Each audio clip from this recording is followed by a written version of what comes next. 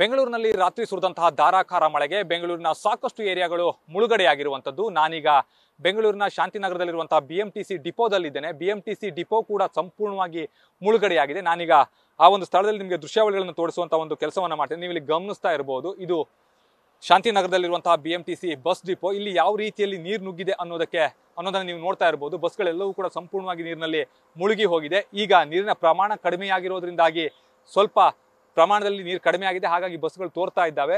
ಅದೇ ಮಧ್ಯರಾತ್ರಿ 3 ಗಂಟೆ ಅಥವಾ 4 ಗಂಟೆ ಸುಮಾರಿಗೆ ಏನಾದರೂ ಇಲ್ಲಿ ಬಂದಿದ್ರೆ ಬಸ್ಗಳೆಲ್ಲವೂ ಕೂಡ ಮುಳುಗೇ ಹೋಗಿತ್ತೇನೋ ಅನ್ನುವಷ್ಟರ ಮಟ್ಟಿಗೆ ನೀರು ಇಲ್ಲಿ ನಿಂತಿರುವಂಥದ್ದು. ಈಗ ನೀರನ್ನು ಹೊರಹಾಕುವಂತ ಒಂದು ಕೆಲಸವನ್ನ ಕೂಡ ಮಾಡಲಾಗ್ತಾ ಇದೆ.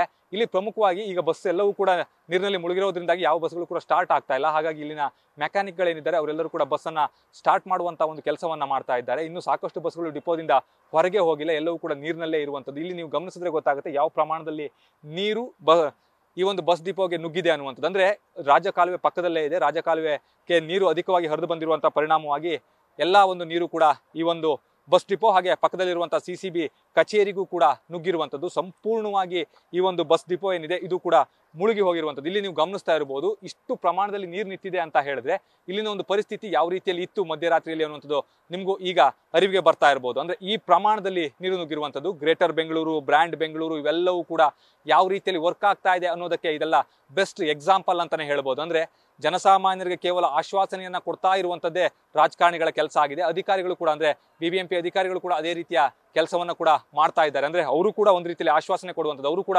ರಾಜಕಾರಣಿಗಳಾಗಿ ಬದಲಾಗ್ತಾ ಇದ್ದಾರೆ ಅಂತಾನೆ ಹೇಳ್ಬೋದು. ಇನ್ನೂ ಸಾಕಷ್ಟು ಬಸ್ಗಳು ಸ್ಟಾರ್ಟ್ ಆಗ್ತಾ ಇಲ್ಲ. ಅದನ್ನ ಸ್ಟಾರ್ಟ್ ಮಾಡುವಂತ ಒಂದು ಪ್ರಯತ್ನವನ್ನ ಕೂಡ ಇಲ್ಲಿನ ಮೆಕ್ಯಾನಿಕ್ಗಳು ಮಾಡ್ತಾ ಇರುವಂಥದ್ದು. ಕಾರಣ ಏನು ಅಂತ ಹೇಳಿದ್ರೆ ಬಸ್ನ ಒಳಗಡೆ ಎಲ್ಲ ನೀರು ಹೋಗಿರೋದ್ರಿಂದಾಗಿ ಅದನ್ನ ಕ್ಲೀನ್ ಮಾಡುವಂತ ಒಂದು ಕೆಲಸವನ್ನ ಕೂಡ ಮಾಡ್ತಾ ಇದ್ದಾರೆ. ಆ ಪ್ರಮಾಣದಲ್ಲಿ ಇಲ್ಲಿಗೆ ನೀರು ನುಗ್ಗಿರುವಂಥದ್ದು. ಈಗ ನೀರನ್ನು ಹೊರಹಾಕುವಂತ ಒಂದು ಕೆಲಸ ಕೂಡ ಆಗ್ತದೆ. ಆದ್ರೆ ನೀರನ್ನು ಹೊರಹಾಕುವಂಥದ್ದು ಎಲ್ಲಿಗೆ ಅನ್ನುವಂಥದ್ದೇ ಇಲ್ಲಿ ಪ್ರಶ್ನೆ ಆಗಿರುವಂಥದ್ದು. ಯಾಕೆ ಅಂತ ಹೇಳಿದ್ರೆ ನೀರು ಹೋಗ್ಲಿಕ್ಕೂ ಕೂಡ ಜಾಗ ಇಲ್ಲ. ಹಾಗಾಗಿ ನೀರನ್ನ ಎಲ್ಲಿಗೆ ಕಳಿಸ್ಬೇಕು ಅನ್ನುವಂತ ಒಂದು ಸಮಸ್ಯೆ ಕೂಡ ಇಲ್ಲಿ ಉದ್ಭವ ಆಗ್ತಾ ಇರುವಂಥದ್ದು. ಕ್ಯಾಮ್ರಾ ಪರ್ಸನ್ ಶ್ಯಾಮ್ ಜೊತೆ Prajwal Nittur, news first Bengaluru. News first ನಿರ್ಭೀತಿಯಿಂದ ನಿಮ್ಮ ಪರವಾಗಿ.